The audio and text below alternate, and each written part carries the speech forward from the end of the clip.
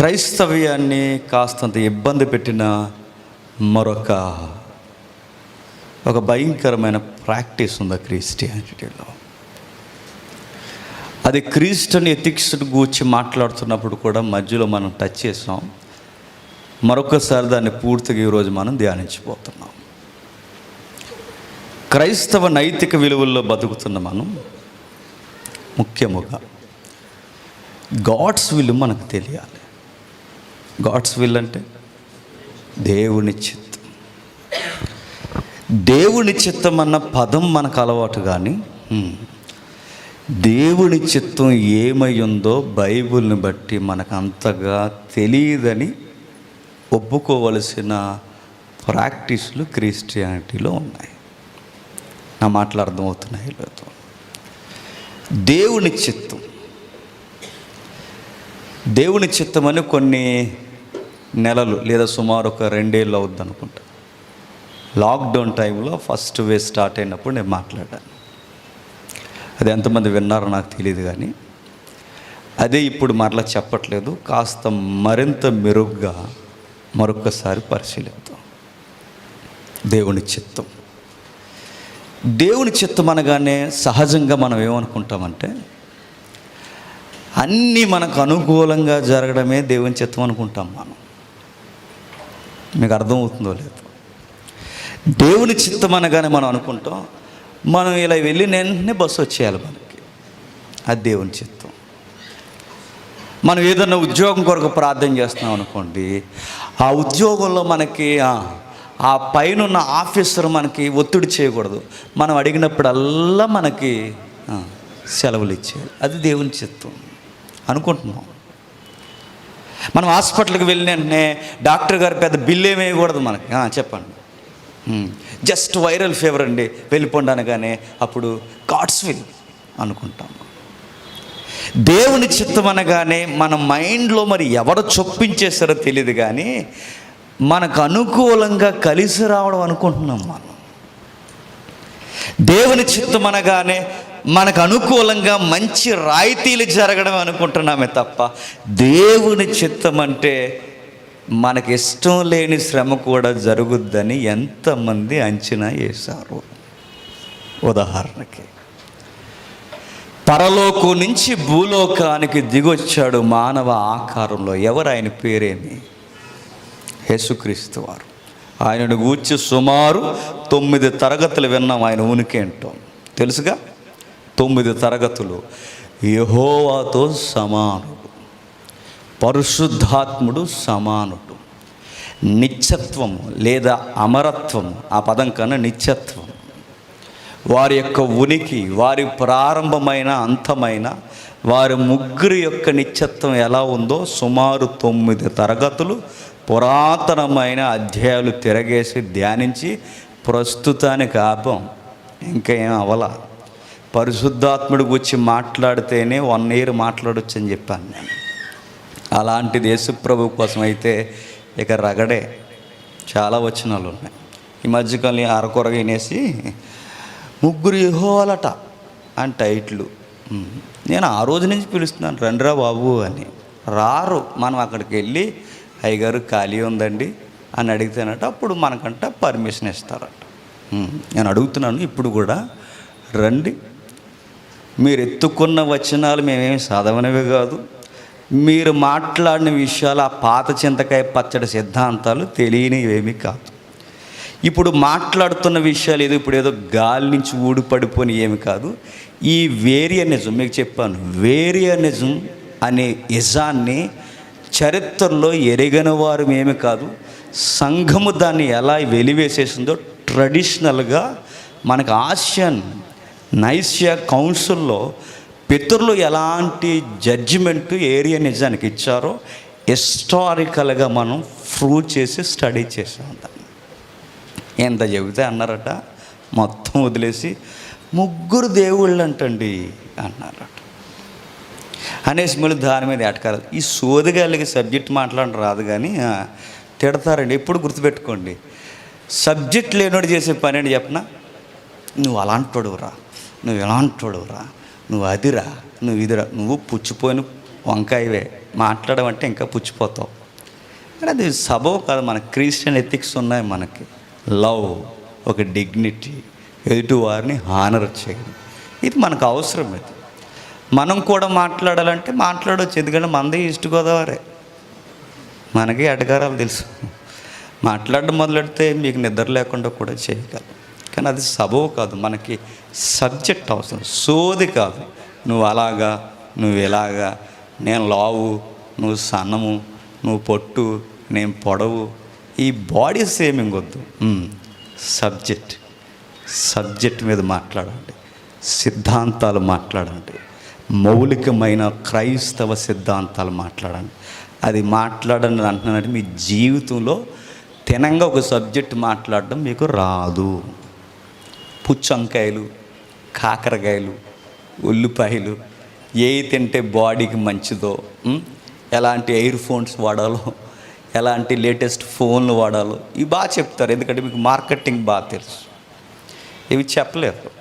కాబట్టి అన్ని విధాలుగా అందరినీ గౌరవించుకుని సబ్జెక్ట్ వినడం మంచిది. అందులో ముఖ్యమైన సిద్ధాంతం ఈరోజు మనం వింటున్నాం, గాడ్స్ విల్, దేవుని చిత్తం. దేవుని చిత్తం అనగానే చాలామంది మనకు అలవాటు చేసింది ఏంటంటే మనకు అనుకూలంగా జరిగిపోవాలి. ఉదాహరణకి, ప్రభువా నేను ఆ ఉద్యోగానికి వెళ్ళాలా వద్దా అనగానే ఇప్పుడు దేవుడు మనకి వెళ్ళాలా వద్దా, అది దేవుని చిత్తమో కాదో మనకు తెలియాలంటే మనకి శాలరీ ఎక్కువ ఇచ్చేసి సెలవులు ఎక్కువ ఇచ్చేసారు అనుకోండి, అదేంటది? దేవుని చిత్తం. మనకి శాలరీ తగ్గట్టుగా నలిపేస్తున్నారు అనుకోండి, చెప్పండి, దేవుని చిత్తం. మరి ఎలా వచ్చిందో నాకు తెలియదు. ఇంకా మరలా చెప్తున్నా, ఇప్పుడు ఎగ్జాంపుల్కి మీరు జాబ్ ట్రై చేస్తున్నారు, మీరు అనుకున్నట్టుగా జాబ్ వచ్చేసింది అనుకోండి, గాడ్స్ విల్. మీరు అనుకున్న జాబ్ కాకుండా దేవుడు ఇంకొక జాబ్ని నిర్ణయించాడు అనుకోండి, మీరేమనుకుంటారు? God's will కాదనుకుంటున్నారు. అంటే మనం ఏదో ఒక వ్యూని లేదా ఒక బ్రాకెట్లో మనం ఉండిపోయి మనం అనుకుంటున్నాం, ఇదే అనుకుంటున్నా. అంటే మనకు అనుకూలంగా జరగడమే దేవుని చిత్తం అనుకుంటే, పరలోకం నుంచి శరీరధారిగా భూమి మీద వచ్చిన యేసుక్రీస్తు దైవం, భూమి మీదకి వచ్చిన ఆయన ఏమి నెరవేర్చాడట? ఈ భూమి మీద దేవుని చిత్తం నెరవేర్చాడట. నేను అడుగుతున్నాను, దేవుని చిత్తం ఆయన నెరవేరిస్తే ఈ లోకంలో ఆయనకి ఏం జరిగింది చెప్పాలి, అర్థమైతే. దేవుని చిత్తం పరలోకం నుంచి వచ్చిన ఆయన భూలోకంలో మానవ ఆకారంలో తన కుమారుడిగా తండ్రి చిత్తాన్ని నెరవేరిస్తే భూలోకంలో ఏం జరిగింది? శ్రమ, బాధ, హింస, రోదన, కన్నీళ్ళు, ఒంటరి మరణం, పునరుద్ధానం, ఇది జరిగింది. చిత్తము అనగానే కాలుకు రాయి కూడా తగలదని కాదు, మేకలేసి చంపేశారు. ఎవరిని చెప్పండి? అదేంటంటే ఒక మనిషిని అంతగా నలిపేసి, అంతగా మనిషిని ఈడ్ చేసి, ఒక మనిషిని అంత దారుణంగా హింసించేస్తున్నప్పుడు అది దేవుని చిత్తం అంటే బైబిల్ అంటుంది, ఎస్, ఆయన అలాగూ మనుషుల కొరకు నశించిపోవడం చెప్పండి దేవుని చిత్తం. మనం అనుకున్న చిత్తం అంతా యేసు ప్రభు దగ్గరికి వెళ్ళేసరికి మనం అనుకున్న నిర్వచనం లేదు. చూడండి, అక్కడ నిర్వచనం వేరైపోతుంది. అంటే దేవుని చిత్తము అనగానే మనం ఆలోచించేది ఏంటంటే అన్ని అనుకూలంగా జరగడం. నో, ప్రతికూలంగా జరిగే వాటిలో కూడా ఏముంది చెప్పండి? దేవుని చిత్తం ఉంది. మన ఆకలి దప్పుల్లో కూడా దేవుని చిత్తం ఉంది. మన కన్నీళ్ళలో కూడా దేవుని చిత్తం ఉంది. మన రోదనలో దేవుని చిత్తం ఉంది. మన ఒంటరితనములో, ఎలివేతలో దేవుని చిత్తం ఉంది. ఆ దేవుని చిత్తాన్ని ఇదే అనడానికి వీల్లేదు. ఇప్పుడు నేను అడుగుతున్నాను, అసలు దేవుని చిత్తం అనగానే బైబుల్ సర్వేలో వస్తున్న డెఫినేషన్ ఏంటి? చూద్దాం ఒకసారి. అసలు వాక్యాన్ని బట్టి దేవుని చిత్తం అనగానే దాన్ని ఎన్ని విభాగాలుగా విభజించవచ్చో ఒకసారి చూడండి. జస్ట్ ఇది ఇంట్రడక్షన్ మాత్రమే ఈరోజు మొదటి రోజు. తర్వాత రోజు నుంచి మనం ఇంకా లోతుల్లోకి వెళ్దాం ఒకసారి. ద్వితీయోపదేశకాండం, అందరూ బైబిల్ తీయాలి. ద్వితీయోపదేశకాండం 29వ అధ్యాయం. ద్వితీయోపదేశకాండం 29వ అధ్యాయం 29వ వచనం. ఉమ్, ఉమ్, ఉమ్. బయలుపరచబడినవి ఎల్లప్పుడూ మనవియు మన సంతతి వారియు అగునని చెప్పాను. చాలా ఇంపార్టెంట్ అండి. ఇదే వచనాన్ని చాలా తరగతుల్లో మనం బేస్ రెఫరెన్స్గా ధ్యానించబోతున్నాం. మరలా చదువుదాం ఒకసారి. రహస్యములు మన దేవుడైన యెహోవాకు చెందును. అయితే మనం ఈ ధర్మశాస్త్ర వాక్యములన్నిటినీ అనుసరించి నడుచుకున్నట్లు బయలుపరచబడినవి ఎల్లప్పుడూ మనవియు మన సంతతి వారివి అగునని చెప్పుదురు. ఒక మాట చెబుతున్నాడు చూడండి. దేవుని చిత్తం అనగానే 3 కేటగిరీస్లో వచ్చిన మనం విభజించాలి. ఎన్ని? 3. ఉదాహరణకి దేవుని యొక్క చిత్తమట మొట్టమొదటిగా మనం గుర్తించాల్సింది రహస్యాలు కొన్ని ఉన్నాయట. ఏమున్నాయి? రహస్యాలు. దానికి నిర్వచనం క్రిస్టియన్ సిస్టమేటిక్ థియాలజీలో ఒక లైన్ ఏమిస్తారంటే, శాసనపరమైన సార్వభౌమ అధికారంతో కూడిన రహస్యమైన దేవుని చిత్తం. ఇది ఫస్ట్ లైన్. మరలా, శాసనపరమైన సార్వభౌమ అధికార రహస్యమైన దేవుని అధికారాన్ని, దేవుని చిత్తం అంటే ఆయన చిత్తంలో ఫస్ట్ ఫేజ్ ఏంటంటే కొన్ని సీక్రెట్స్ ఉన్నాయట, ఎప్పటికీ మనకి తెలియవట. దేవుని చిత్తంలో కొన్ని సీక్రెట్స్ ఉన్నాయి, అవి ఎప్పటికీ తెలియవు. రెండో మాట ఏం చెప్తున్నాడంటే కొన్ని బయలుపరచబడిపోయిన రహస్యాలు ఉన్నాయట. 1 బయలుపరచబడిన రహస్యం, 2 బయలుపరచబడిన రహస్యం, 3 అనుమతింపబడిన దేవుని చిత్తం. అంటే పర్మిషన్, గాడ్స్ విల్. దేవుడు పర్మిషన్ ఇస్తాడన్నమాట. అంటే దేవునికి రహస్యమైన చిత్తాలు ఉన్నాయి, దేవుడు రహస్యములో నుంచి బయలుపరచబడిన చిత్తాలు ఉన్నాయి, దేవుడు మనకి అనుమతి ఇచ్చిన చిత్తాలు ఉన్నాయి. మీకు అర్థమవుతుందో లేదో? దేవుని చిత్తం అంటే అన్నీ మనకు తెలిసిపోతాయంటే కొన్ని విషయాలు ఎప్పటికీ దేవుడు మనకి చెప్పడట. ఉదాహరణకి బైబిల్లో కొన్ని ఉన్నాయి, ఎప్పటికీ తెలియవు. రెండవ రాకడ. దానికోసం నువ్వు వారం నుంచి 40 రోజులు ఉపవాసం ఉండి తెగ ఉపవాసం చేసేసి మోకాళ్ళు అరిగిపోయేలా ప్రార్థన చేసి దేశ విదేశాల్లో ఘనంగా వాడబడిపోయే గొప్ప దైవజనులందరినీ తీసుకొచ్చి మీరు మోకాలు ప్రార్థన, గంటల ప్రార్థన ఎంత చేసి, దేవా ఆ రాకడెప్పుడో చెప్పు, ఆ రాకడెప్పుడో చెప్పు, ఆ రాకడెప్పుడో చెప్పు అని ఆకలితో ఎంత కేకలేసినా రాకడెప్పుడు ఎప్పటికీ చెప్పడు. అది గాడ్స్ విల్. రహస్యమైన దేవుని చిత్తంలో కొన్ని విషయాలు ఉన్నాయి, అవి ఎప్పటికీ చెప్పడు. నువ్వెంత ప్రార్థన చేయి అది చెప్పడు. ఎందుకంటే ఆయన సార్వభౌమ అధికారంలో ఉన్న కొన్ని మనకి ఎప్పటికీ చెప్పడు. అది నా ఇష్టం అంటాడు ఆయన. ఎప్పటికీ మీరు ఎంత ప్రార్థన చేయండి, ఎంత గోజాడండి, అసలు ఏంటిదని అడగండి, ఎప్పటికీ చెప్పడు. కొన్నిసార్లు ఉదాహరణ, కొన్నిసార్లు చాలా ఘనముగా వాడబడే చక్కటి సహోదరులు ఉంటారు, సడన్గా చచ్చిపోతారు వాళ్ళు. మనం చాలా బాధ అవుతుంది. ఇదేంటి, చక్కగా నడిపించేవారు సంఘాన్ని, ఆ అబ్బాయి ఉంటే బాగుండు, ఎలా చనిపోయాడు ఏంటని, ప్రభువా ఆ అబ్బాయి ఎందుకు చనిపోయాడని ప్రార్థన చేయండి. ఎప్పటికీ చెప్పడు. అది దేవుని రహస్యం. కొన్నిసార్లు చూడండి, నన్ను రక్షించిన ఒక స్నేహితుడు ఉన్నాడు. వాడు నన్ను రక్షించి మరలా వాడు లోకంలోకి పోయాడు. వాడు లోకంలో పోయాక వాడు రారా దేవుళ్ళ కంటే అది చాలా నిర్లక్ష్యం తీసుకున్నాడు, చచ్చిపోయాడు. నాకు అర్థం కానిది ఏంటంటే నన్ను రక్షించి వాడు తప్పిపోయి చచ్చిపోయాడు. నాకు పెద్ద క్వశ్చన్ మార్క్. వాడిని ఉంచితే ఏదోలా రక్షించుకుందాం కదంటే ఆయన అంటాడు అది నీకు ఎప్పటికీ తెలియదు అంటాడు. మరి ఎందుకు తీసేసుకున్నావు? తెలియదు. ఎందుకు వాడిని అంత అర్ధాంతరంగా చిన్న వయసులో తీసుకున్నావు? తెలియదు. ఈ అబ్బాయి ఎందుకు చనిపోయాడు? తెలియదు. ఈ తల్లి ఎందుకు చనిపోయింది చిన్న వయసులో? తెలియదు. అసలు కొన్ని విషయాలు మనకి ఎప్పటికీ తెలియవు. అందులో రాకట ఒకటి, ఆ రాకడ ఇంకెప్పటికీ తెలియదు. మరి ఏం చేయాలంటే కనిపెట్టడం తప్ప సిద్ధపడడం తప్ప అది ఎప్పటికీ తెలియదు. ఇప్పుడు మీరు అనుకోవచ్చు, ఇలా అయితే అన్యాయం కదండి, పక్షపాతం కదండి, దేవుడు చెప్పాలి కదండి, తన చిత్తాన్ని మనుషులకి బయలుపరచాలి కదండి, అలా దేవుడు చెప్పకుండా రహస్యంగా దాచడం ఏంటంటే, ఒక ఎగ్జాంపుల్ చెప్తాను వినంటే, తల్లిదండ్రులు ఇరువురు సీరియస్గా మాట్లాడుకుంటున్నారు అనుకోండి, పిల్లకాయలు కుదురుంటారు, మధ్యలో గెలిపి సేవేడేస్తారు. ఇలా వాళ్ళ అమ్మ వాళ్ళ డాడీ ఒక లుక్ వేసి, రే పో ఇక్కడి నుంచి అంటారు. ఆడు మరలా అలా తిరిగి ఇలా తిరిగి వచ్చి మరలా ఆడు వాళ్ళు ఏం మాట్లాడుకుంటున్నా మధ్యలో చదివేటాడు అనుకోండి, ఏ పో ఇక్కడి నుంచి అంటారు. ఒకవేళ ఏంటమ్మా విషయం అని అడిగితే వాడికి ఆ స్థాయికి మాట్లాడుకుంటున్న విషయాలు, ఆ ఫైనాన్షియల్ మ్యాటర్స్ కానీ, ఆ ఈఎంఐల గురించి కానీ, వారి ఫైనాన్షియల్ స్టేటస్ విషయంలో ఏవో గొడవలు జరుగుతాయి పేరెంట్స్కి, ఆ విషయాలు వాడికి ఎంత వివరించినా వాడికి ఎప్పటికైనా అర్థమవుద్దా? ఎప్పటికీ అర్థమవుతుంది. వాడి వయసుకి ఆ విషయం ఎప్పటికీ అర్థమవుతుంది.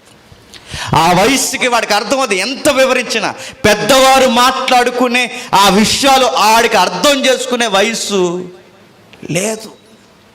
ఒకవేళ వాడికి అర్థం అవ్వాలి, ఏదోలా చెప్పాలనుకుని మనం అర్థమయ్యేలా వాడికి చెప్పే ప్రయత్నం చేసినా అది మానసిక వికాసాన్ని కృంగదీసి దెబ్బ కొట్టడం అవుతుంది. ఎందుకంటే వాడి మైండ్కి మనం ఎన్ని చెప్పినా బడ్జెట్ లెక్కలు వాడికి అర్థమవుతుంది.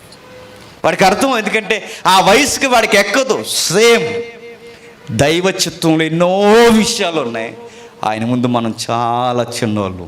వాటిని అడిగి మనల్ని ఎంత అర్థం చేసుకోవడానికి ఆయన చెప్పమన్నా ఒకవేళ ఆయన చెప్పినా మన బుర్రలకి ఎప్పటికీ అర్థం. అందుకే ఆయన కొన్ని విషయాలు చెప్పడం.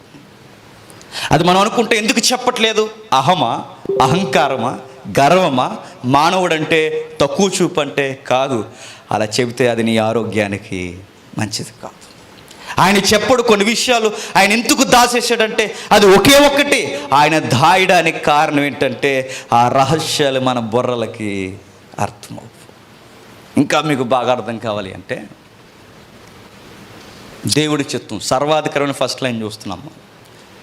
సర్వాధికారమైన దేవుని చిత్తం ఎట్లా ఉంటుందంటే, రెండు బ్రదర్,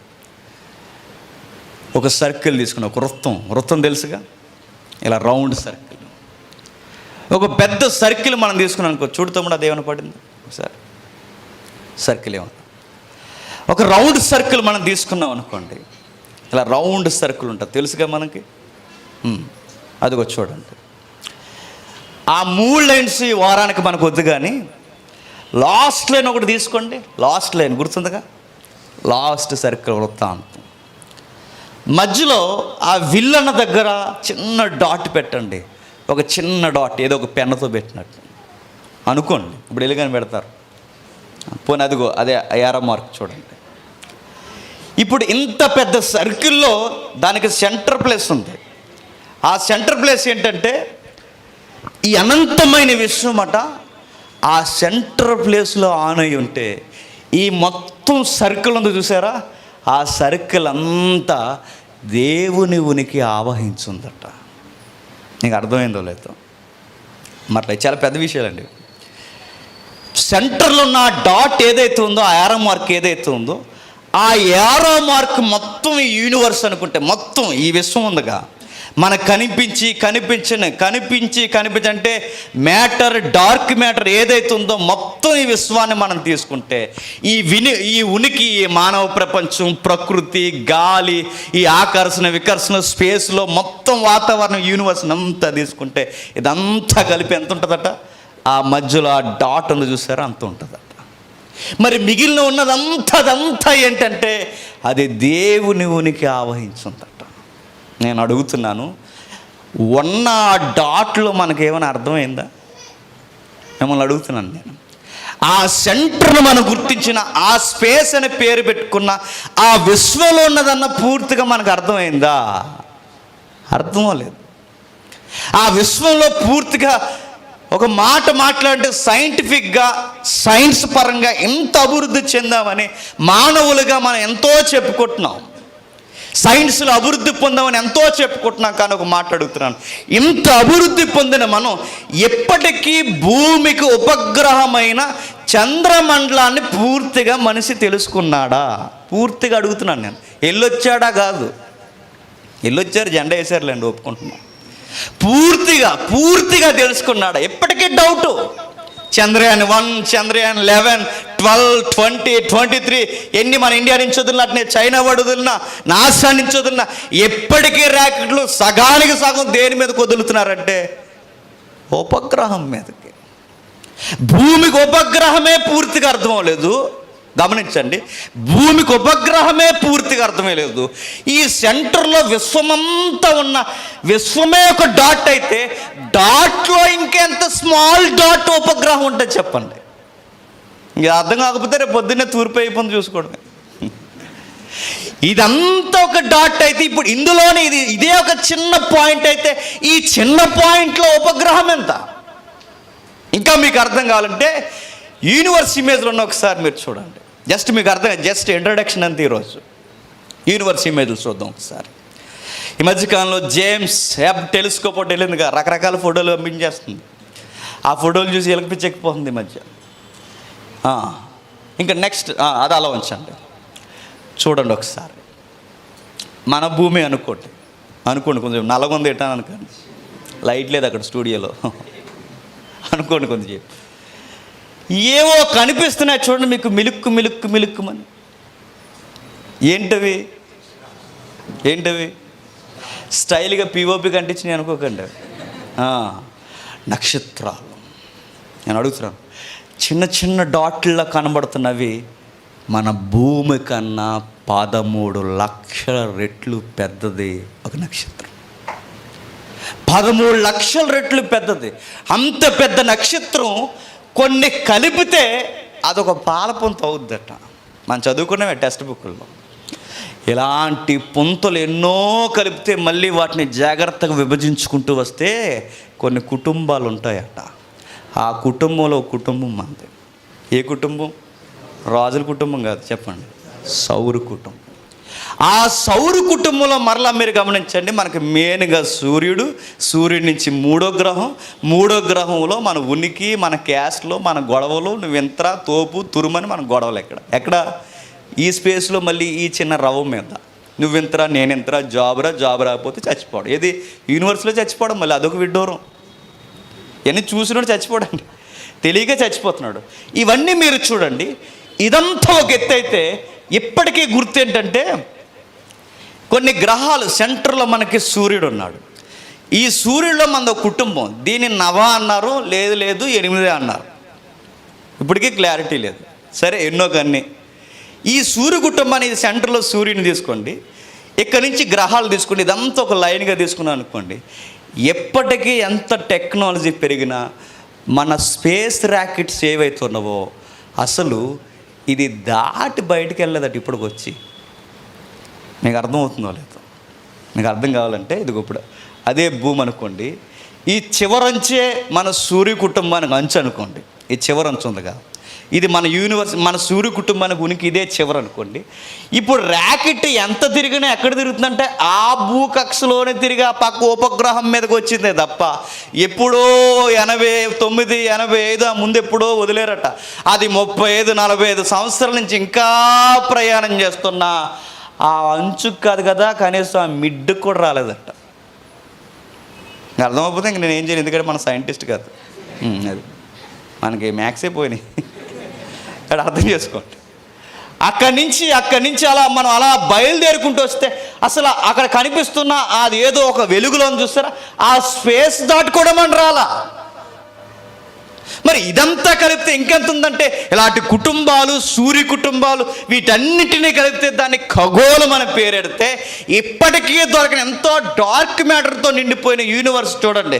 ఇలాంటివన్నీ ఎన్నో కలిపితే ఎన్నో గ్రహాలు, ఉపగ్రహాలు, నక్షత్రాలు, ఆ మధ్యలో మరలా కృష్ణబిలం. అది ఎప్పటికీ అర్థమవుతలేదు.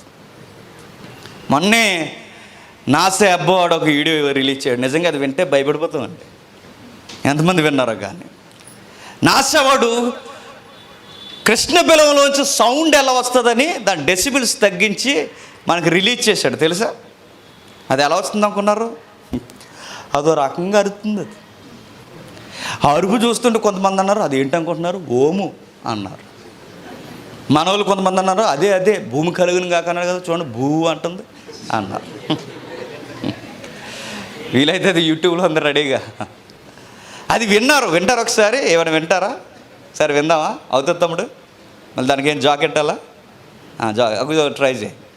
ఆ స్పేస్లో అవన్నీ చదువు చూడండి. ఇప్పుడు వచ్చింది చూడండి.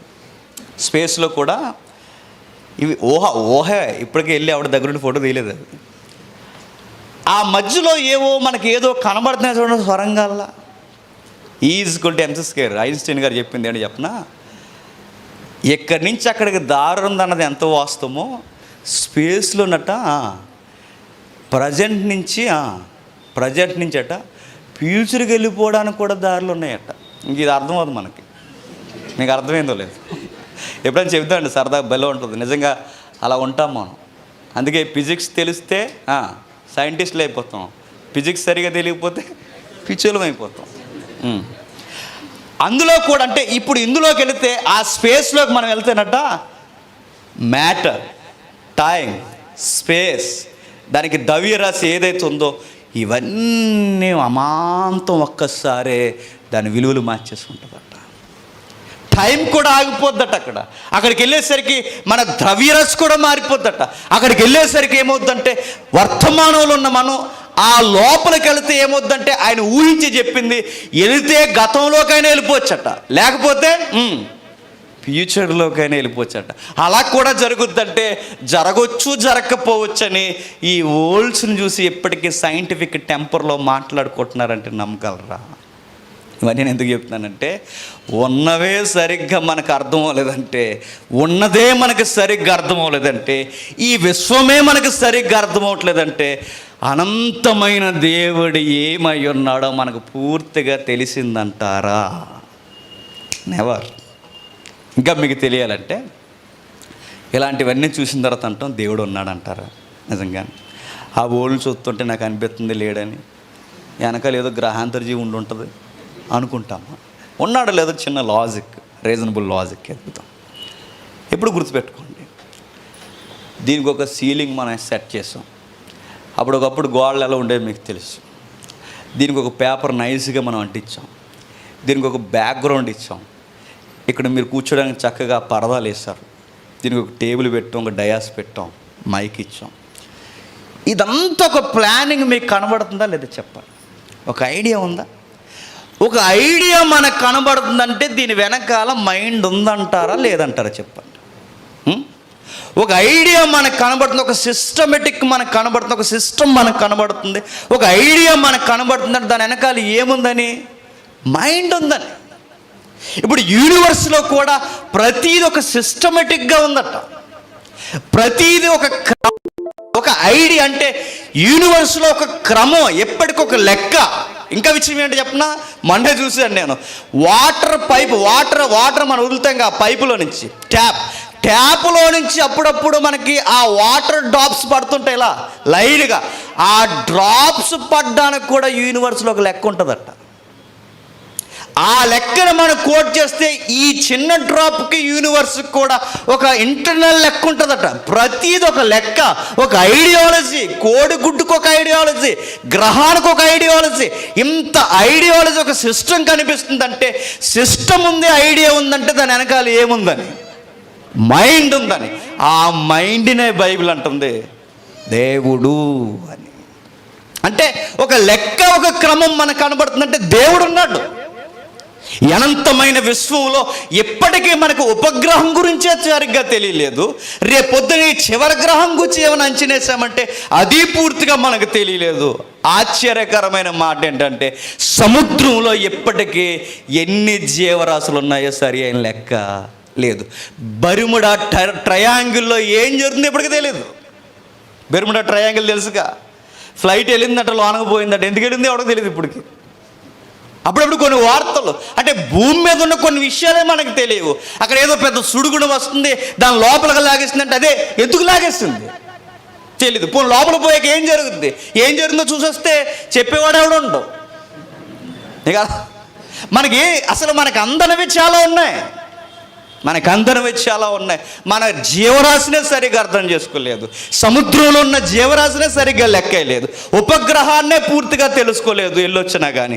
ఇన్ని అర్థం కాని ఉంటే ఇదంతా అర్థం కాని యూనివర్స్ అంతా ఎక్కడుందంటే చెప్పండి సెంటర్లో ఒకవేళ మనం గుర్తించి చేస్తే ఆ సెంటర్లో ఉన్నదే మనకు సరిగ్గా అర్థం కాకపోతే చెప్పండి, ఈ అనంతమైన దేవుడు, ఫైనెట్ దేవుడు ఎప్పటికి అర్థమవుతాడు చెప్పండి?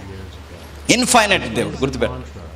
ఫైనెట్ అంటే పరిమితమైనది, ఇన్ఫైనెట్ అనంతమైనది. ఫైనెట్లో ఉన్న మనం ఇప్పటికే తెలుసుకోలేకపోతున్నాం. ఇన్ఫైనెట్ అనంతమైన అపరిమితమైన దేవుడిని ఎప్పటికి తెలుసుకుంటాం? ఉంటారు ఒకసారి వినండి. ఇది కాదు రౌండ్ సర్కిల్, రౌండ్ సర్కిల్లో ఇది కాదు,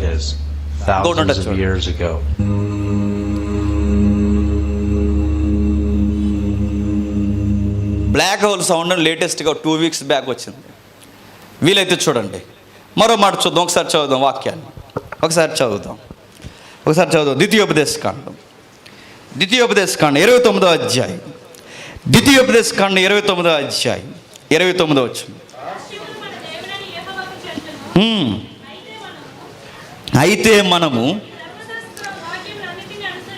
ఈ ధర్మశాస్త్ర వాక్యములన్నిటిని అనుసరించి నడుచుకున్నట్లు బయలుపరచబడినవి ఎల్లప్పుడూ మనవియు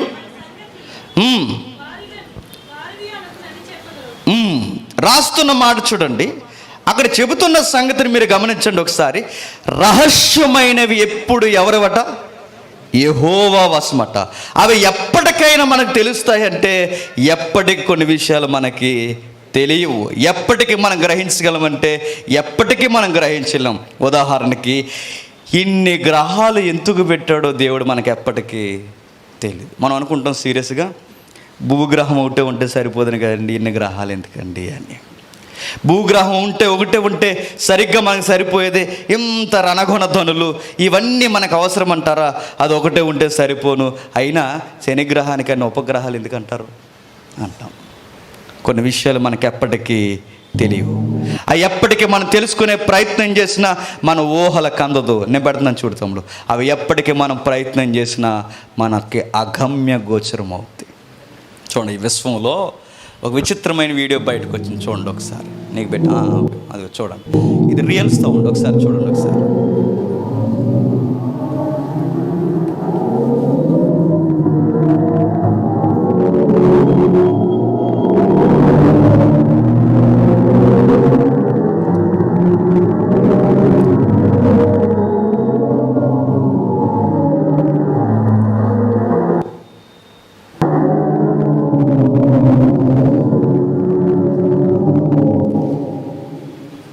చూసారా? అది ఏదో అరుస్తున్నట్టుంది చూడండి. అది ఎక్కడ జరుగుతుంది అనుకున్నారు? సిస్టమ్ అంతా బ్లాక్ హోల్లో నక్షత్రాలు తమ ఉనికిని కోల్పోతున్నప్పుడట ఎంతో పెద్ద డెసిబుల్స్లో పెద్ద శబ్దాలతో లెక్కింపబడినది మనం వినడానికి కొంచెం తగ్గించి రికార్డ్ చేసి వాటిని కలిపారట. మరొక ఆశ్చర్యకరమైన మాట ఏంటంటే, అసలు ఆ కృష్ణబెలం లేదా బ్లాక్ హోల్ లోపల నుండి సౌండ్ కూడా బయటికి రాదట. మరి ఆ సౌండ్ కూడా బయటికి రానప్పుడు మరి దాన్ని ఎలా తీశారంటే, నాసా కొంచెం ఎక్స్ప్లెయిన్ వచ్చింది, ఆ బీబీసీలో కూడా వచ్చింది చూడండి. అది ఇంటర్నల్గా ఏం జరుగుతుందో బయటికి చెప్పలేరట.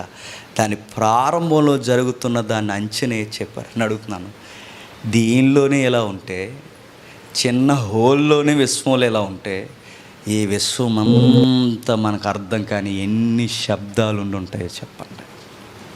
ఇంకా మీకు అర్థం కావాలంటే ఒక మాట చెప్తాను, ఇక్కడ చెప్పాను అనుకుంటాను. అప్పుడప్పుడు మన టీవీ ఛానల్ మార్చేవాళ్ళం, గుర్తుందా? చెప్పాను ఇక్కడ.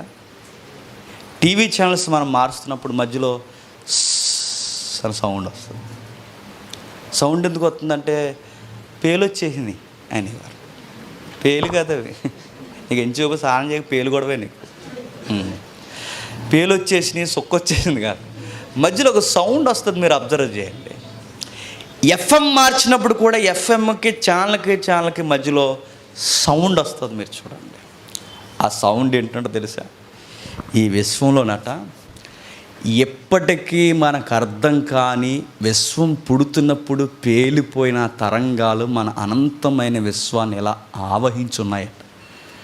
ఆ విశ్వంలో ఆవహించిన ధ్వని తరంగాల్ని ఎప్పటికీ వాటిని ఎలా కోట్ చేసి అందులో ఏముందో తెలుసుకోవడానికి ఇంకా టెక్నాలజీ సరిపోవట్లేదండి. అందుకే మనకి ఛానల్ మార్చినప్పుడు ఆ మధ్యలో వచ్చే సౌండ్ ఏంటో తెలుసా? విశ్వం పుట్టినప్పుడు పుట్టిన ధ్వని తరంగాలట. మీకు అర్థమైందో లేదు? విశ్వం పుట్టినప్పుడు పుట్టిన ధ్వని తరంగాలు అంటే ఆ తరంగాల్ని ఇప్పటికీ మనం కోట్ చేయలేకపోతున్నాం. ఇప్పటికీ మనకు అందట్లా, ఇప్పటికీ మన టెక్నాలజీ తెలియట్లా. కొన్ని శబ్దాలు మనకి ఎక్కడో ఆవల నుంచి వచ్చేసరికి అది దేవుడి ఉనికి అంటారా, గ్రహాంతర జీవులు అంటారా ఏంటి? ఇప్పటికీ స్పేస్ని గురించి సరి అయిన ఐడియాలజీ, ఒక ఐడియా మానవుడికి ఎంత అభివృద్ధి పొందిన మన దగ్గర లేదు. ఇవన్నీ ఎందుకు చెప్తున్నానంటే, విశ్వమే సరిగ్గా అర్థం కాకపోతే విశ్వాన్ని కలిగించిన వాడు చెప్పండి అంత అర్థమైపోయాడు అంటారు మనకి. అది ఏమి అర్థం కాకుండా మనం ఏమంటామంటే, దేవుడు నన్ను అర్థం చేసుకుంటాడండి. అర్థం చేసుకోవాల్సింది నిన్ను కాదు, చెప్పండి, నువ్వు ఆయన అర్థం చేసుకోవాలి. ఎగ్జాంపుల్కి దావీదు గారు ఒకరోజు ఆయనకు ఒక ఆశ పుట్టిందట. ఎవరికి? వినండి జస్ట్ ఈరోజు వివరణే. దావీదు గారికి ఒక ఇష్టం పుట్టిందట. ఆ ఇష్టం ఏంటంటే, నేనేమో ప్యాలెస్లో ఉన్నాను, ఆయన సన్నిధి ఎక్కడుందట? గుడారంలో ఉంది. ఇదేమి బాలేదబ్బా అనుకున్నాడట. ఎవరు? దావీదు గారు. వెంటనే ఆయన అనుకున్నాడట, ఎట్లయినా సరే దేవుడికి నాకన్నా గొప్ప ప్యాలెస్ లాంటి మందిరాన్ని కట్టాలనుకున్నాడట. వెంటనే కట్టాలనుకున్నప్పుడు ఆ ఉఠావుటిన ఆయనకి మందిరం కట్టడానికి ఆయన ప్రణాళికలు సిద్ధం చేయాలని ప్రేయర్ చేస్తున్నప్పుడు ఆయన కొడుక్కి దేవుడు చెప్పిన మాట ఏంటంటే, ఈ అనంతమైన విశ్వం నాకు సింహాసనం అయితే ఈ భూమి నాకు పాదపీఠంలో నాకు ఇల్లు ఎక్కడ కడతావని అడిగాడు ఆయన. నేను ఒక మాట అడుగుతాను, చెప్పండి. దావీదుకి దేవుడిచ్చిన కితాబ్ ఏంటో తెలుసా? నా ఉద్దేశానుసారుడైన మనుషుడు. దావీదు మనకన్నా దేవుడికి దగ్గరగా ఉన్నాడంటారా, దూరంగా ఉన్నాడంటారా? చెప్పాలి. దగ్గరగా ఉన్నాడు.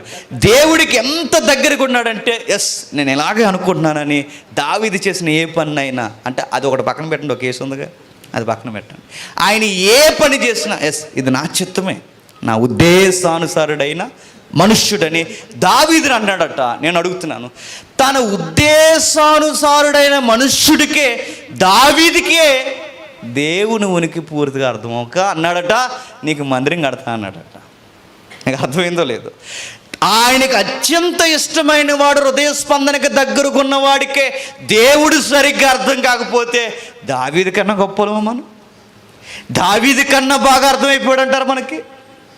మిమ్మల్ని అడుగుతున్నాను నేను, దావీదుకే అర్థం కాక గుడి కడతానంటే మనకేం అర్థమైపోయాడని? అందుకే మనకు అర్థం కావడానికి కొన్ని విషయాల్లో ఒక ఎగ్జాంపుల్ చాలా అవసరం మనకి. జరిగింది, ఆయన పేరు వద్దు ఎందుకంటే ఆయన గొప్ప దైవజనుడు, పాస్టర్ గారు. ఆయన విదేశాల్లో, ఇండియన్ కాదులేండి. ఆయన జీవితంలో జరిగిన విషయం ఏంటంటే, ఆయనకు ఒక కూతురు ఉంది. గొప్ప దైవజనుడు, దేశ విదేశాల్లో తిరుగుతాడు. ఆయన కూతురు మాట వినేది కాదట. మాట వినమంటే నిజమే కదండి. దైవజనుల కుటుంబంలో చాలామంది భక్తిగా ఉండరు. నేను అనుకుంటాను, దగ్గరకు ఉంటే విలువ తెలియదేమో అనుకుంటాను. అంతే కదా. ఇప్పుడు నేను కూడా ఉన్నాను, లేదు మా ఇంట్లో వాతావరణం అర్థమని చెప్తున్నాను. మీరు నన్ను చూసినట్టుగా మా ఆవిడ నన్ను చూడకపోవచ్చు, ఎందుకంటే దానికి నేను దగ్గరగా ఉన్నాను. బహుశా తెలియకపోవచ్చు. కొన్నిసార్లు మనకు దగ్గరగా ఉండేసరికి కొంచెం లూజ్ అవుతాం మనం. ఆయనకు కూడా ఆయన కూతురు చాలా ప్రేమించేవాడట. ఆ కూతురిని అంతగా ప్రేమిస్తున్నప్పుడు ఆ అమ్మాయికి ప్రేయర్ చేయడం కానీ, బైబిల్ చదవడం కానీ ఇవేమీ బురకెక్కే కదట. మా నాన్న ఇప్పుడు ఇలా సోదని చెప్పిస్తూ వారు చెప్తూ తిరుగుతాడు అనుకునేదట. బాగా పెంచాడు, బాగా చదివించాడు, యూనివర్సిటీ లెవెల్లో చక్కటి విద్య ఉంది, పిహెచ్డి క్యాండిడేట్. ఇలా చదువుతూ అప్పుడప్పుడు నాన్న మీద ఇష్టంతో, ఇదిగో నీ దేవుడి మీద ఏదో నమ్మకంతో నేను రావట్లేదు కానీ నీ మీద ఇష్టంతో నేను చర్చ్కి వస్తానని చెప్పి ఒకరోజు చర్చ్కి వచ్చిందట. ఎందుకంటే ఆయన రమ్మంటున్నాడు. వచ్చిన తర్వాత అలా 2-3 సార్లు వచ్చి ఒకరోజు ఒక మాట అడిగిందంట, డాడీ నాకు ఇష్టం ఉంది, చిన్న ఇష్టం నెరవేరుస్తావా అందట. చెప్పమ్మా అని అడిగాడు ఆ పాస్టర్ గారు, దైవజనుడు. ఏమీ లేదు డాడీ, సరదాగా ఈరోజు నాతో పాటు పబ్బుకు రా అందట. మన ఇండియాలో పబ్ అంటే అమ్మో అంటాం, అక్కడ అమ్మో అనరు. అది చాలా చిన్న విషయం. అది ఏదో ఆ పక్కెళ్ళి బజిలు తిని వచ్చినట్టు అంతే. వాళ్ళ పబ్కి నాతో పాటు రాడాడి మా ఫ్రెండ్స్ అందరూ వెళ్తున్నారు ఈరోజు. పబ్ అంటే అక్కడ ఏముండదు, తాగుతారు, ఎగురుతారు, అన్నీ మర్చిపోయి ఇంకెష్టం వచ్చినట్టు ఊగుతారు. అలాంటి ప్లేస్కి వాళ్ళ డాడీని కూడా రమ్మందట. వెళ్ళాడు. వెళ్ళిన వెంటనే అమ్మాయి ప్రశ్న అడిగిందట, నువ్వు పాస్టరు కదా, ఇలాంటి ప్లేస్కి నువ్వు రాకూడదు కదా, నువ్వు ఎందుకు వచ్చావు అని అడిగిందట. ఆ అమ్మాయికి వాళ్ళ డాడీ చెప్పిన మాట ఏంటి చెప్పనా, నువ్వు నా కూతురు కాబట్టి వచ్చాను అన్నాడట. చిన్న ఇష్టం అడిగే కాబట్టి వచ్చాను అన్నాడట. వెంటనే ఆవిడ సైలెంట్ అయిపోయింది. మా డాడీ నన్ను అర్థం చేసుకుంటాడని నెక్స్ట్ డే ఒక మాట చెప్పిందట. డాడీ, నీ దేవుడి మీద ఇష్టంతో కాదు కానీ, నమ్మకంతో కాదు కానీ, చిన్న ప్రార్థన చేయించాలి, ప్రేయర్ రిక్వెస్ట్ ఉంది, చేస్తావా అని అడిగిందట. నమ్మకం లేదన్నప్పుడు ఏం చేయమంటుంది చూడండి, ఎలా మారుతుందో చూడండి. చేస్తాను చెప్పమ్మంటే, ఏం లేదు డాడీ, నాకు ఒక ఫ్రెండ్ ఉంది, తను పెళ్ళి కాకుండానే ప్రెగ్నెంట్ అయిపోయింది, తన లైఫ్ ఏంటో ఇప్పుడు ఏం అర్థం అవ్వట్లేదు, పేరెంట్స్ అంతా ఫైట్ చేస్తున్నారు, ఇప్పుడు తనకి మంచి లైఫ్ ఇవ్వమని దేవునికి ప్రార్థన చేయి అందట. ఎప్పుడైతే ఆ మాట వాళ్ళ నాన్న విన్నాడో, విన్న తర్వాత సరే అమ్మాయిని ప్రార్థన చేశాడు. మీరు విషయం గమనించండి, కూతురు అనే ప్రేమతో పబ్బుకి వెళ్ళాడు కాబట్టి పబ్బులో నిలబడింది, పక్కనే నిలబడ్డాడు. కూతురు అనే ప్రేమతో మాట్లాడుతున్నాడు కాబట్టి ఎలాంటి విషయాలు చెప్తుంది, ఒక పనికి మాలిన విషయాలు చెప్తుంది. తండ్రి పక్కన ఉన్నాడు కదని పబ్బుని చెప్పండి ఎగిరమ్మని పర్మిషన్ ఇచ్చినట్టు కాదు, నువ్వు మారుతావని ఒక అవకాశం ఇచ్చాడు, గుర్తుపెట్టుకో. నిన్ను ప్రేయర్ చేయమని వెంటనే ఆయన ప్రేయర్ చేస్తున్నాడంటే ఆ తప్పును ఆయన సమర్థిస్తున్నాడని కాదు, చెప్పండి. ఆ ప్రేమను అర్థం చేసుకుని లైఫ్లో తెలుస్తావని ఒక అవకాశం ఇస్తున్నాడు. దేవుడు కూడా కొన్ని విషయాలు మనం అలా చేస్తున్నప్పుడు దేవుడు ఏం అనకుండా ఎందుకు వదిలేస్తున్నాడంటే, నీకు పర్మిషన్ సర్టిఫికేట్ ఇచ్చాడని కాదు, చెప్పండి. ఆయన దిగొచ్చి కొన్ని విషయాల్లో నీ పక్కన అలాగా ఓర్పుగా ఉన్నాడంటే నీకు అర్థమైపోయాడని కాదు, ఆయన ఏదో ఒక రోజు అర్థం చేసుకుంటావని ఎదురు చూస్తున్నాడు. That is God's will. నీకు అర్థమైందో లేదు. ఆయన పక్కనున్నాడంటే నువ్వేదో నువ్వు చేసినవన్నీ అర్థం చేసేసుకుంటున్నాడని కాదు, నా తండ్రి ఉన్న స్వభావాన్ని నేను లోకు గట్టి ఇలాంటి పనులు చేస్తున్నానని నేను అర్థం చేసుకుని మారుతాననే ఓర్పు సహనంతో ఉన్నాడే తప్ప నాకు నచ్చింది చేయమనడానికి ఆయన పర్మిషన్ ఏమీ ఇవ్వలేదు. ఆ తండ్రి ఆ కూతురు దగ్గర ఎలా అయితే మౌనంగా ఉన్నాడో మన దగ్గర కూడా దేవుడు ఎలా ఉన్నాడు, మౌనంగా ఉన్నాడు. ఇప్పుడు ఆయన కొన్ని విషయాలు మన దగ్గర మౌనంగా ఉన్నాడని ఇప్పుడు మనం చేసే ప్రతి పనికి మాలిన పని ఆయన సపోర్ట్ చేస్తున్నాడని కాదు, ఒక అవకాశం ఇస్తున్నాడు, మారుతామని గుర్తుపెట్టుకో. రాళ్ళు ఇచ్చి కొడుతున్నప్పుడు, ఆ రాళ్ళు ఇచ్చి కొట్టబడుతున్నప్పుడు ఆయన ఎందుకు కొట్టలేదు, అవకాశం ఇచ్చాడు. ఎప్పుడు చేయకని వ్యభిచారులను దొంగలను ఆయన పనిష్మెంట్ చేసే రాయితీ ఆయనకున్న అధికారం ఆయనకున్న ఎందుకు చేయట్లేదు, నెక్స్ట్ డే అనే ఒక అవకాశం నాకు నీకు ఇస్తున్నాడు, గుర్తుపెట్టుకో. దేవుడు ఓర్పుగా సహనంగా ఉన్నాడంటే అర్థం చేసుకుంటున్నాడని కాదు, చెప్పండి. మనం ఆయన అర్థం చేసుకుంటామనే, ఆయన చిత్తాన్ని తెలుసుకుంటామనే చెప్పండి ఆయన మనకు పర్మిషన్ ఇస్తున్నాడు. ఇప్పుడే చర్చికి వస్తాం, బయటకు పోయి సినిమా హాల్లో కూర్చుంటాం, ఎందుకు అంటలేదు దేవుడు. ఆ పబ్బుకి ఆ పాస్టర్ గారు వెళితే ఏమంటలేదని కాదు, తన గుండెల్లో ఓర్చుకుని కూర్చున్నాడు, ఓర్చుకుని నిలబెట్టుకున్నాడు, ఓర్చుకుంటున్నాడు. ఎందుకు అంత ఓర్చుకుంటున్నావు అంటే ఆ అమ్మాయిని లవ్ చేస్తున్నాడు వాళ్ళ డాడీ. నువ్వు సినిమా థియేటర్లో అక్కడెక్కడ చెత్త పనుల్లో నువ్వు తిరుగుతున్నా నేను ఏమీ అంటలేదంటే నీ పట్ల ఓర్చుకుంటున్నాడు, గుర్తుపెట్టుకో. ఈరోజు కాకపోతే రేపు, రేపు కాకపోతే ఇంకొక రోజు తెలుసుకుంటావని ఆయన మనల్ని కూర్చో అనుకుంటున్నాడు. దేవుడు కూడా మనకు చెప్తున్నాడు, ఆయన ఎందుకు ఎదురు చూస్తున్నాడో సహనంతో ఓర్పుతో, ఎందుకైనా అలా ఎదురు చూస్తున్నాడు, అవకాశం ఇచ్చి మారతాం అని ఎదురు చూస్తున్నాడట. ఇది కూడా గుర్తుపెట్టుకోండి. దేవుని చిత్తంలో దేవుడు మనకు నేర్పిస్తున్నది గుర్తుపెట్టండి. దేవుని అనాది సంకల్పంలో సర్వాధికారంలో కొన్ని రహస్యాల్లో ఒక రహస్యం ఏంటంటే, మనం ఎన్ని చేసినా ఎందుకు వదిలేస్తున్నాడంటే ఏమో ఆయనకి ఏ ప్రణాళిక ఉందో. ఆయన ఎందుకు వదిలేస్తున్నాడు, ఆయన బయటికి ఇంకా ఎదురు చూస్తున్నాడంటే నీకు టైం ఇస్తున్నాడు. ఆ టైం ఎప్పటి వరకు నీకు నాకు ఎప్పటికీ తెలియదు. ఒక వచనం చూద్దాం. అపోస్తుల కార్యములు అందరూ వినాలండి. అపోస్తుల కార్యములు త్వరగా 1వ అధ్యాయం 6వ వచనం.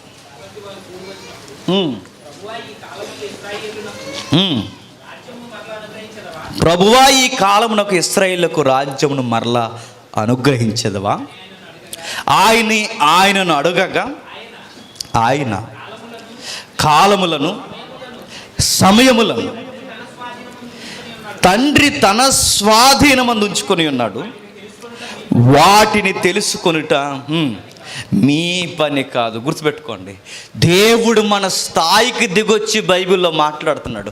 ఇప్పుడు ఆయన మన స్థాయికి దిగొచ్చాడని, ఇప్పుడు నాకు ఆయన అర్థమైపోయాడని, నాకు నచ్చినట్టుగా ప్రార్థన చేసినప్పుడు నాకు జవాబు రావట్లేదని ఆయన మీద అలగడానికి మనకు రైట్స్ లేవు. ఆ మధ్యకాలంలో ఇక్కడ నేను చెప్పాను, ఎంతమంది గుర్తుందో, ఒక అమ్మాయి అంటుందిగా, ఏమని, నేను ప్రార్థన చేయననియా అంటుంది. ఏ అమ్మా అని అడిగాను నేను. అంటే ఆవిడ అంటుంది, నేను చేయననియా, నేను వారం రోజుల నుంచి చేస్తున్నాను ప్రేయర్, నాకు ఆన్సర్ చేయలేదనియా, అందుకే నేను ప్రేయర్ చేయననియా. అంటే అది ఎలా ఉందో చెప్పిన, ఆయన స్థాయి దిగొచ్చి మనతో మాట్లాడుతున్నాడని ఎంత లోకు కడుతున్నామో చూడండి. ఇంకా నేను చెప్తాను, ఆ మధ్యకాలంలో ఒక సహోదరుడు 1 year నుంచి ప్రార్థన చేస్తున్నాడట. 1 year నుండి ప్రార్థన చేస్తున్నప్పుడు ఆ ప్రేయర్కి జవాబు రాలేదట. జవాబు రాకపోయేసరికి ఆ అబ్బాయి తీసుకున్న నిర్ణయం ఏంటి చెప్పిన, ఇక వచ్చే వారం నుంచి నేను ప్రార్థనకు రాను, నన్ను పిలకండి అన్నాడు. అంతే. అని అడిగితే 1 year నుంచి ప్రార్థన చేస్తున్నాను, నాకు ఆన్సర్ చేయలేదు కాబట్టి నేను రాను అడుగుతున్నాను. ఆయన ఆన్సర్ చేయలేదంటే నువ్వు అనుకున్నట్టుగా ఆయన వీలుందని నువ్వెందుకు అనుకుంటున్నావు? నువ్వు అనుకున్నట్టుగా ఆయన చిత్తం ఉందని నువ్వెందుకు అనుకుంటున్నావు? ఆయన నీ పట్ల ఏ చిత్తం ఉందో అది నీకు మంచిది కాదేమో, అది తెలియదేమో, నువ్వు తెలియక అడుగుతున్నావేమో, అందుకే ఆయన ఓర్పుగా ఎదురు చూస్తున్నాడేమో. ఏ ప్రమాదం మనకు దాగుందో, అందుకు ఆయన సర్వాధికారంలో భవిష్యత్తు నెరిగిన దేవుడు. ఏది మంచిదో ఆయనకి తెలుసు కనుక మనం అడుగుతున్నది మనకు మంచిది కాక, మనకు తెలియక అది మంచిది అనుకుని అడుగుతున్నామేమో. ఉదాహరణకు ఒక మాట చెప్తాను చూడండి. యోసేపు ఉన్నాడు.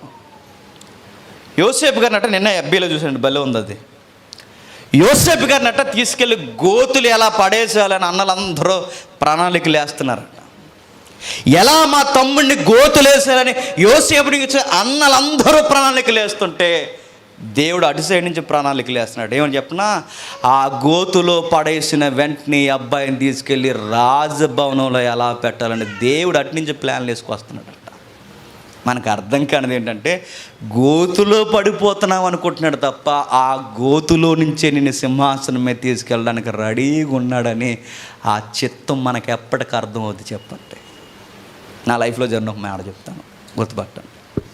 మధ్యకాలంలో నా లైఫ్లో చిన్న క్రైసిస్ వచ్చింది. చెప్పాలి, చాలామంది చెవులు ఉరికేసుకుంటున్నారు, నాకు తెలుసు ఆ విషయం. ఎలాగంట చెప్తాను, టైం వస్తుంది. లేకపోతే నేనే నా జీవితాన్ని ఒక డాక్యుమెంటరీగా రాస్తాను, చదువుకుందరు కానీ. ఎందుకంటే ప్రతిదానికి సమయం కలదు. ఎదుటోడు కరేపాగ్గలు అందరూ అడుగుతున్నారని చెప్పుకునేంత అవసరం ఏమి మనకి లేదు. చెప్తా, కానీ ఎందుకు చెప్పకూడదంటే కొన్ని జీవితాలకు అది మంచిది కాదు కాబట్టి చెప్పకూడదు కొన్ని విషయాలు మనం బయటికి. అందుకే ఇంకా ఎన్నన్నా కానీ పడాల్సి వస్తుంది. సరే, నా లైఫ్లో ఆ ఇబ్బంది వచ్చిన తర్వాత నేను సస్పెండ్ అయిపోయాను. నా లైఫ్లో సస్పెండ్ అయ్యి ఇప్పుడు ఇంత రిమార్క్ కూడా నా లైఫ్లో, నా సర్వీస్లో లేదండి. 9 years, ఇప్పుడు 10 years సర్వీస్లో ఎప్పుడు నాకు లేదు. ఈవెన్ లంచం దగ్గర కూడా ఎప్పుడు నేను తీసుకున్నాను. ఎప్పుడు ఏ విషయంలో ఏ రోజు మచ్చలేని మా బ్యాచ్లో నాకు సస్పెండ్ ఆర్డర్ వచ్చింది.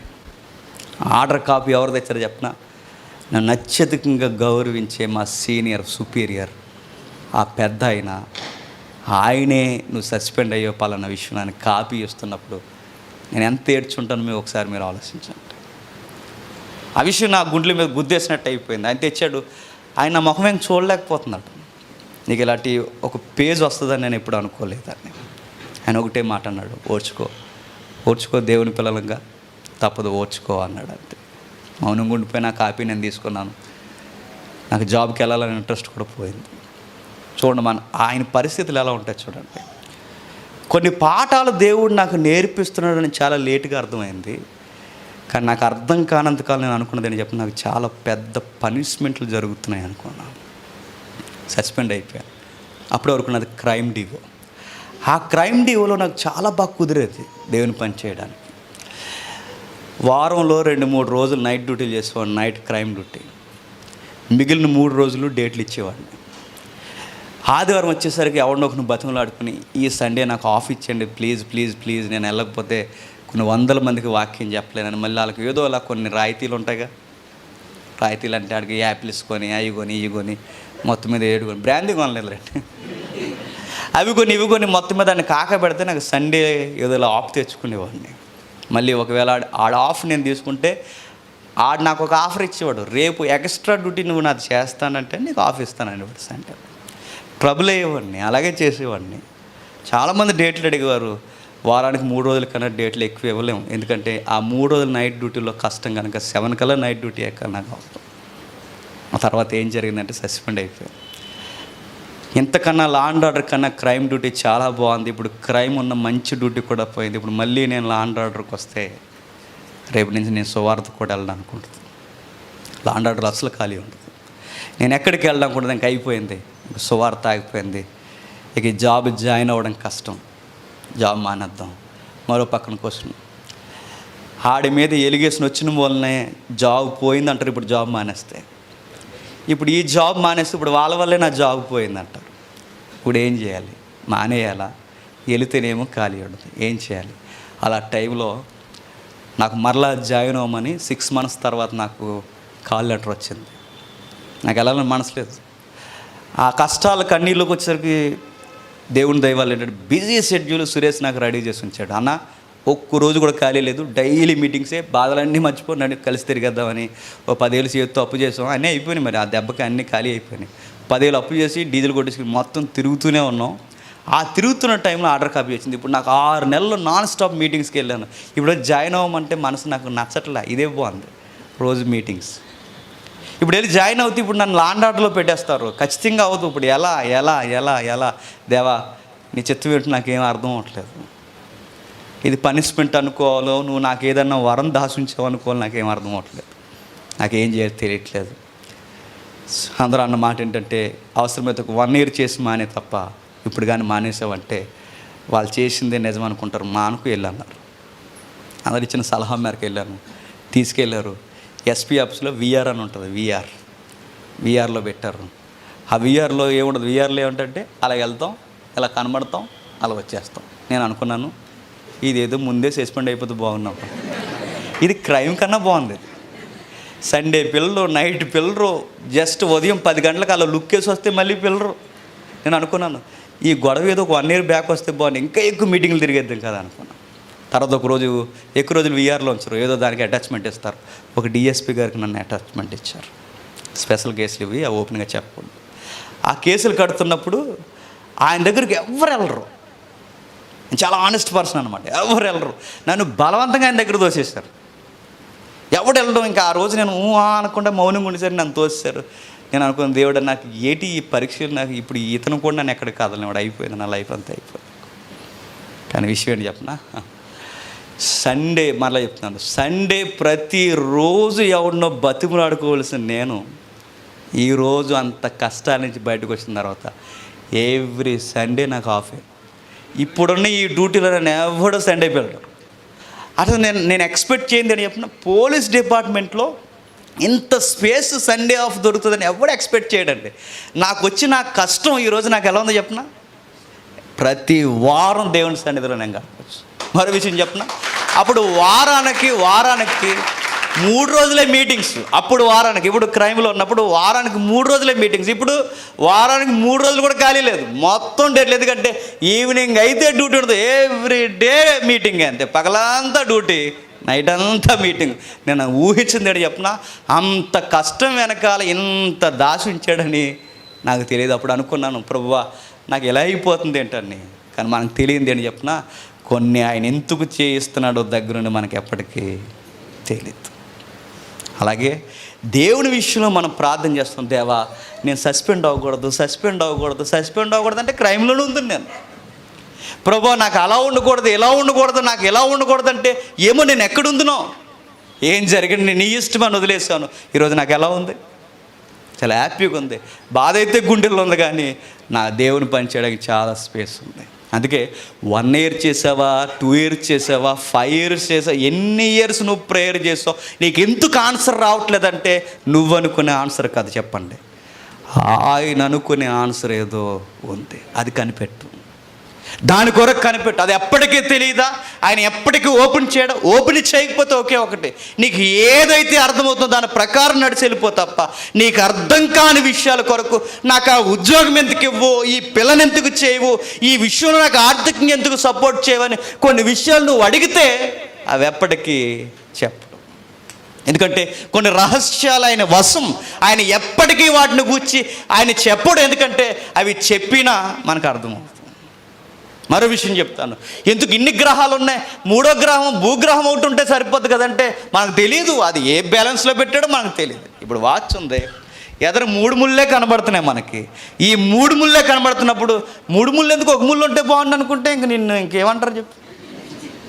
ఇప్పుడు ఈ 3 ముళ్ళు తిరగడానికి ఇంత అవసరం అంటారా, ఇంత బరువు అవసరం అంటారా, ఇదంతా అవసరం అంటారా, ఇంత సెట్టింగ్ అవసరం అంటారా? ఆ ముళ్ళు ఒకటే పైన అంటించేసుకుందాం కదంటే. ఇప్పుడు ఈ 3 ముళ్ళు పైన తిరగాలంటే వెనక ఎన్ని చక్రాలు తిరుగుతాయి తెలుసా? అవి కనిపించిన ఎన్నో చక్రాలు ఒకదాన్నొకటి ఆనుకుని తిరిగితే కానీ ఈ 3 ముళ్ళు తిరగవే. ఈ యూనివర్స్ ఇన్ని గ్రహాలు ఎందుకు ఎట్టావంటే నన్ను ఏమనాలి చెప్పండి. నాకు తెలియదు, కొన్ని విషయాలు నాకు ఎప్పటికీ తెలియదు. ఎందుకు ఆ స్పేస్ని అలా బ్లాక్గా ఉంచావు? సూర్యుని ఒక్కడనే మాకు దగ్గరికి ఎందుకు ఉంచావు? మా గ్రహానికి ఒక్కటే ఉపగ్రహం ఎందుకు? శని గ్రహానికి అన్ని ఉపగ్రహాలు ఎందుకు? ఇవి మనకు తెలియవు. వాటిని కూర్చి మనం ఎంత నాసా స్పేస్ ఏజెన్సీలో కూర్చొని ప్రార్థన చేసినా మనకు తెలియదు, ఎప్పటికీ తెలియదు. కాకపోతే మన అర్థమైనంత మట్టుకు మనం మాట్లాడుకుంటాం. బ్యాలెన్స్ అండి అని అక్కడి వరకే తెలుసు మనకి, అక్కడి వరకే మనకు తెలుసు. అందుకే ఈ వాక్యం మనకు చెబుతుంది, ఆయన అనాది సంకల్పంలో కొన్ని విషయాలు మనకి తెలియవట. అపోస్తుల కార్యములు 1వ అధ్యాయం 6వ వచనం ముగించేసుకుందాం. కాబట్టి వారు కూడి వచ్చినప్పుడు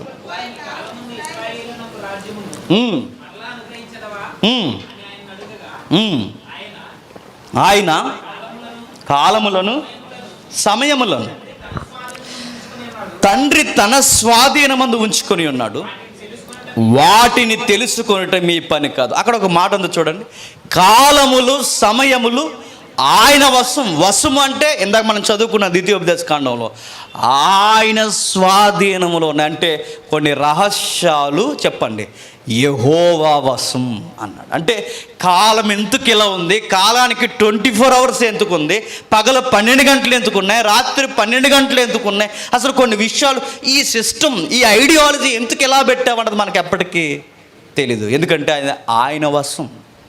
కాలములను సమయములను, ఏ రాజ్యం రావాలో, ఏ రాజ్యం దిగిపోవాలో, ఏ సీఎం నిలబడాలో, ఎవరు పిఎం అవ్వాలో, ఎవరు మెంబర్ ఆఫ్ పార్లమెంటో, అసలు ఈ పంచాయతీ శాఖలో ఎవరు ఉండాలో, చిన్ని అధికారాలు, చిన్ని చిత్తాల వరకు కొన్ని విషయాలు ఎందుకు జరుగుతున్నాయి, ఎందుకు ఆయన ఎక్కిస్తున్నాడు, ఎందుకు దించుతున్నాడో మనకు తెలియదు.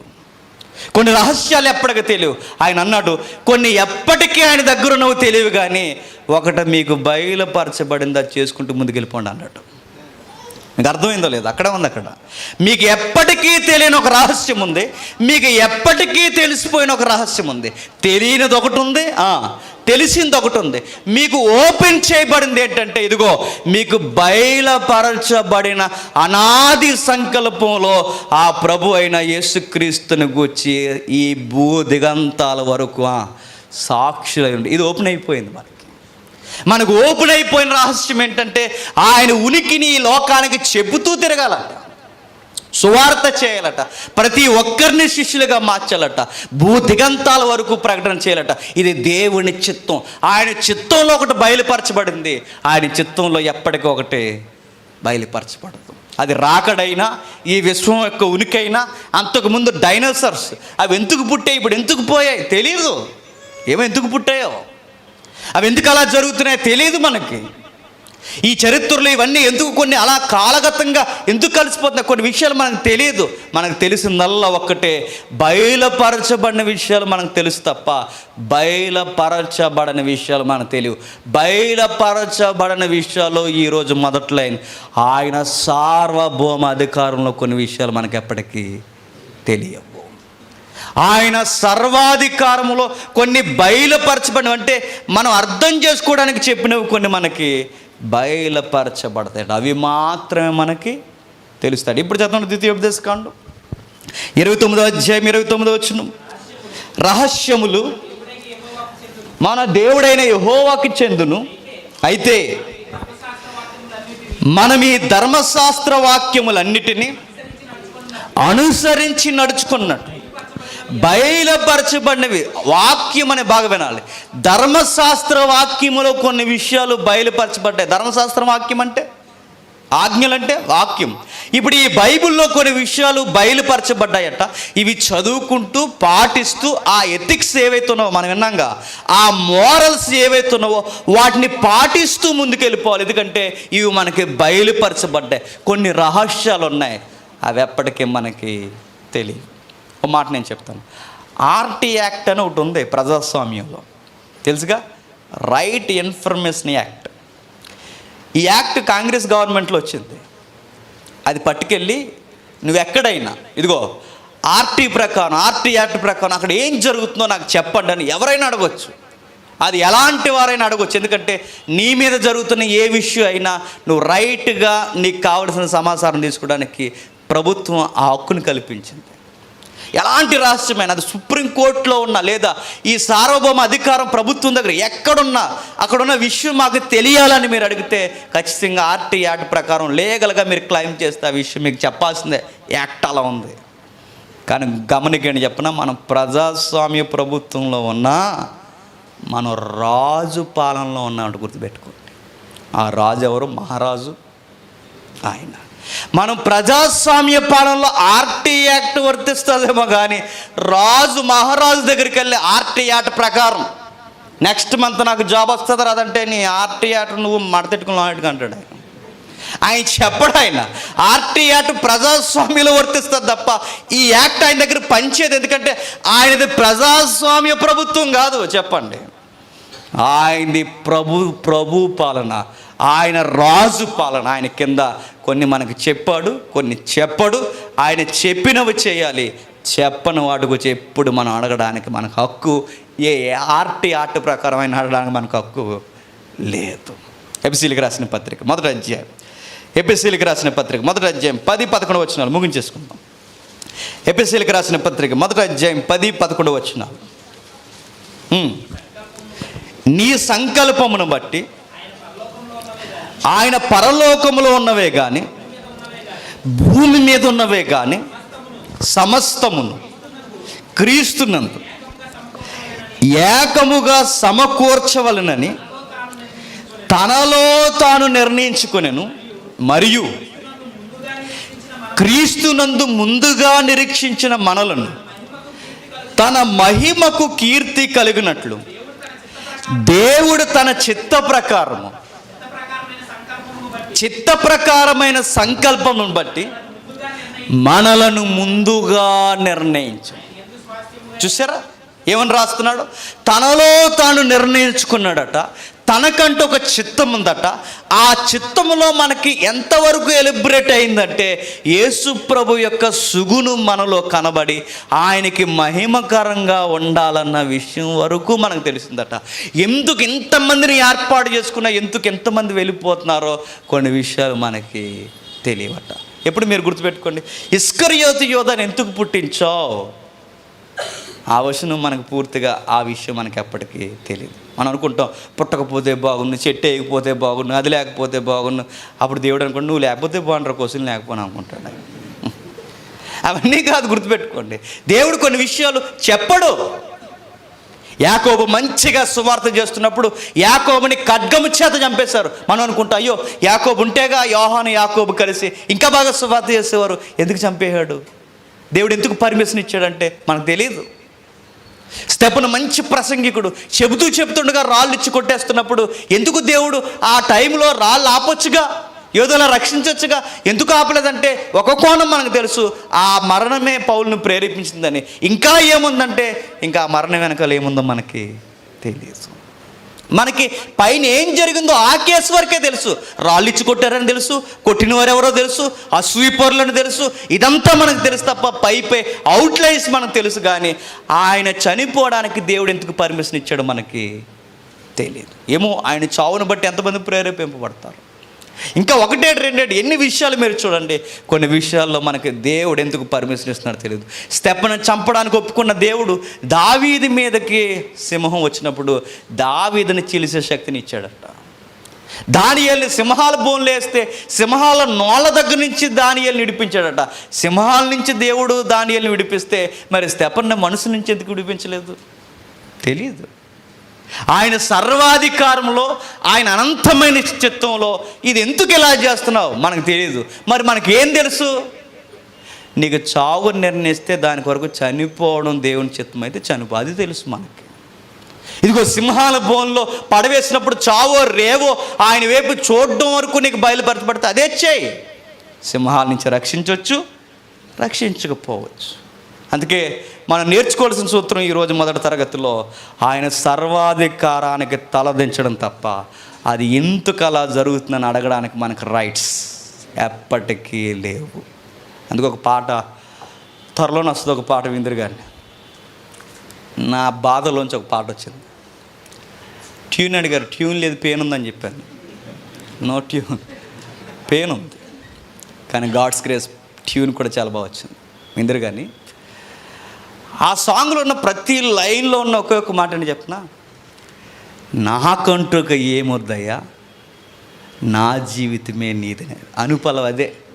ఇక నాకంటూ ఏమొద్దంటే మలినమైన నా గతాన్ని తీసేసి నా కొరకు చనిపోయావు, ఆ దోష శిక్షను భరించావు, నా జీవితానికి పాప ప్రక్షాళన కొరకు నువ్వు ఆవిరైపోయావు. యేసు నీ త్యాగం నా కోసమే నాకు అర్థమైపోయింది. మలినమైన నా గతాన్ని తీసి నా కొరకు ఎంత త్యాగం చేసినప్పుడు నాకు అర్థమైపోయింది, ఇంక నాకంటే ఇంకేమీ వద్దు. నా జీవితంలో రణగొణధనులు ఎన్ని వినబడినా నాకు ఇంకేం వద్దు. నాకు ఒక ఆన్సర్ అర్థమైపోయింది. ఈ యూనివర్స్లో ప్రధానమైనది నాకు తెలిసిపోయింది, నా కొరకు నువ్వు చనిపోయావు. చరణం ఏంటో తెలుసా?